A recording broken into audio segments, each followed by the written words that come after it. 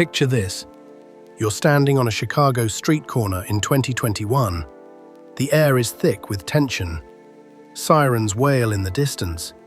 You hear that the city just recorded 805 homicides, a 25-year high. The windy city feels like it's spiraling out of control. Now, fast forward to today. December 2025. Chicago has recorded just 390 homicides through November. That's the lowest number in over a decade.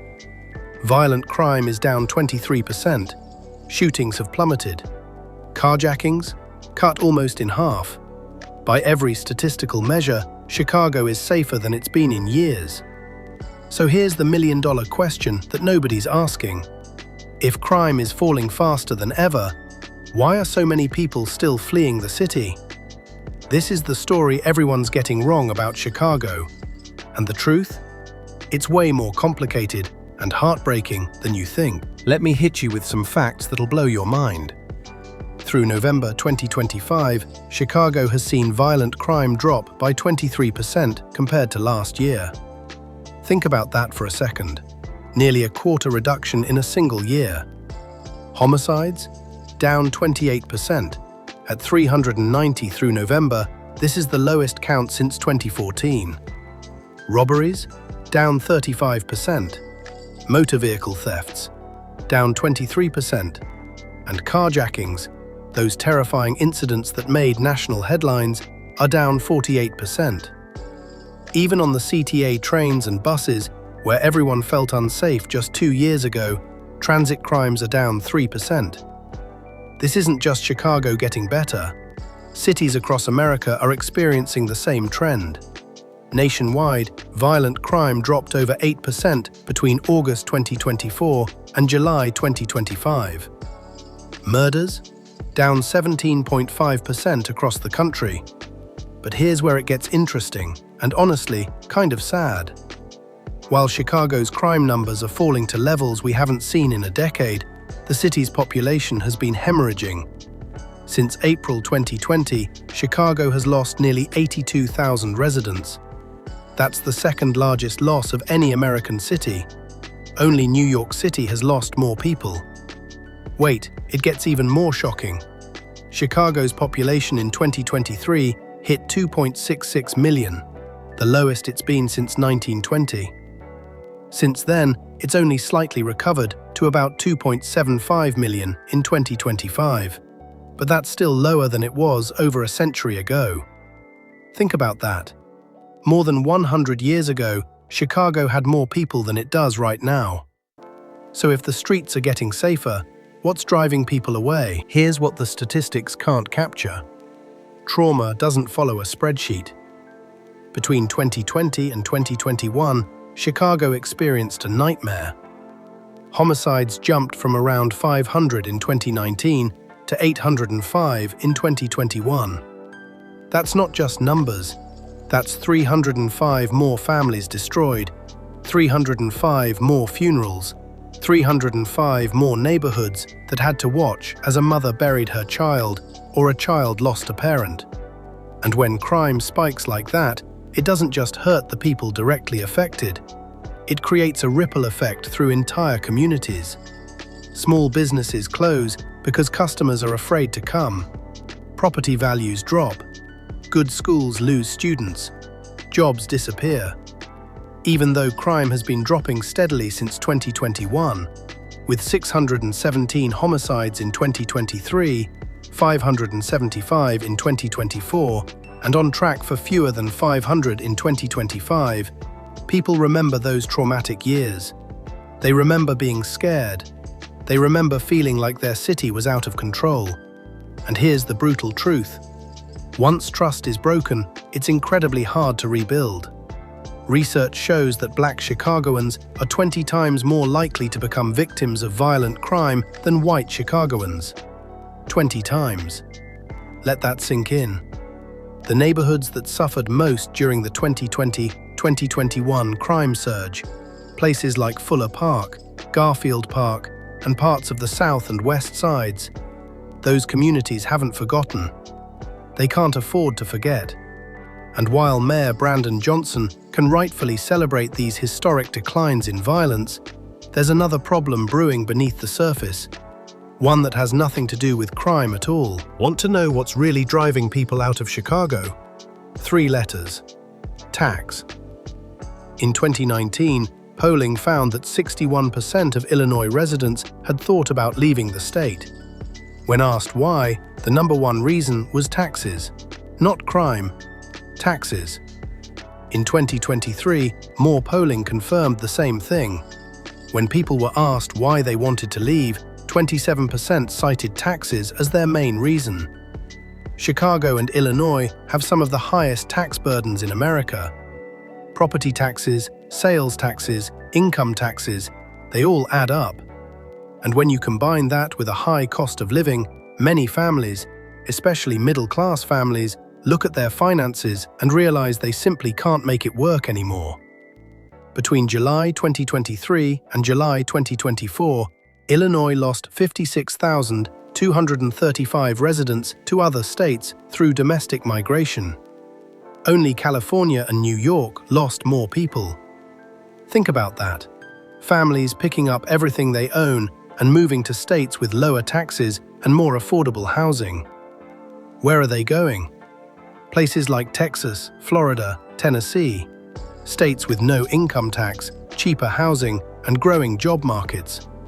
Chicago's unemployment rate in 2025, it's 6.2%, the highest among major US metropolitan areas. So not only are people paying more in taxes, they're also struggling to find good jobs. And here's the kicker. While thousands of long-time residents are moving out, Chicago has only avoided total population collapse because of international migration. Between 2020 and 2024, the Chicago metro area received 238,000 international migrants. People fleeing violence and poverty in Venezuela, Ukraine, and other crisis zones. So Chicago is simultaneously losing the people who've built their lives there, while becoming home to those who have nowhere else to go. It's a complete transformation of the city's identity, happening right before our eyes. Concessions, but there's something even darker hiding in these numbers. Here's a psychological truth that nobody wants to talk about. Perception matters more than reality. Even though Chicago's crime has dropped dramatically, the city's reputation is in tatters. Turn on any national news channel, scroll through social media, and you'll see headlines screaming about Chicago violence. Politicians across the country use Chicago as a cautionary tale, a symbol of urban decay and democratic policies gone wrong. It doesn't matter that murders are at a 10-year low. It doesn't matter that you're statistically safer walking through most of Chicago than you were 5 years ago. What matters is how people feel, and people feel scared. Take this real example. In April 2025, Chicago had its lowest number of murders in a single month since 1962. 63 years. That's incredible news, right? But did you hear about it? Did it trend on social media? Did people celebrate? No. Instead, what went viral were the isolated incidents, like the teens shot near the tree lighting ceremony in the Loop, or the horrific arson attack on a CTA train. These terrible events, while tragic, are statistical anomalies in a city that's actually getting much safer. But they reinforce the narrative that Chicago is dangerous.